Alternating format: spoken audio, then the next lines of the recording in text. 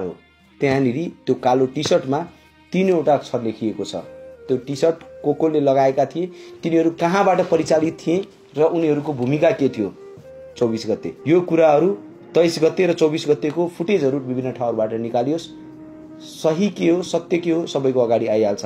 देश अहिले संकटमा छ। अन्तर्राष्ट्रिय शक्तिहरू पुरै सक्रिय छन्। रातारात बालुवाटारमा ढोका खोलिन्छ एम्बेसीको गाडीको नाममा। त्यो गाडीहरू रातिको 12 बजे प्रधानमन्त्री कार्यालयमा के गर्न जान्छ? यो प्रश्न सोध्ने कि नसोध्ने? केही इमर्जेन्सी नै थियो भने त्यो जनताको अगाडि, यो देशको अगाडि राख्नु पर्यो।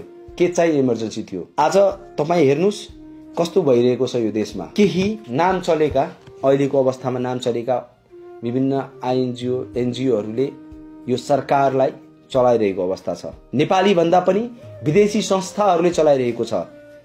यहाँ 23 गतेको शान्तिपूर्ण प्रदर्शनमा पानी बाँड्नेहरू अहिले मन्त्री बाँडिरहेका छन् र यी सबै कुराको प्रमाण छ हामीसँग। यदि मैले त्यो प्रमाण अहिले राखिदिएँ भने म मात्रै असुरक्षित हुँदिनँ, मान्छे पनि असुरक्षित हुन्छ। हाम्रो पत्रकारिताको एउटा धर्म छ, सूचना दिनेलाई सेक्योर गर्नुपर्छ, सुरक्षित राख्नुपर्छ।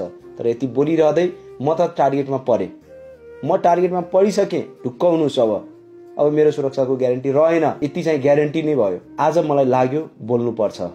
आज यदि बोलिन भने यो देश अफगानिस्तान हुनबाट कसैले रोक्न सक्दैन। तपाईहरू अलिकति गम्भीर हुनु होला। म भन्न चाहन्छु, यहाँ 2-3 खालका जेन्जी देखेँ मैले जेन्जी पुस्तामा।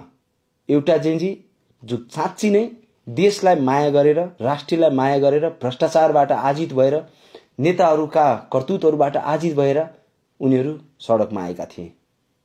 एउटा त्यो जेन्जी हो जो चाहिँ हामी नेपाली हौ। अर्को जेन्जी मैले कुन देखेँ भने एनजिओ आइएनजिओ को जेन्जी हेरे।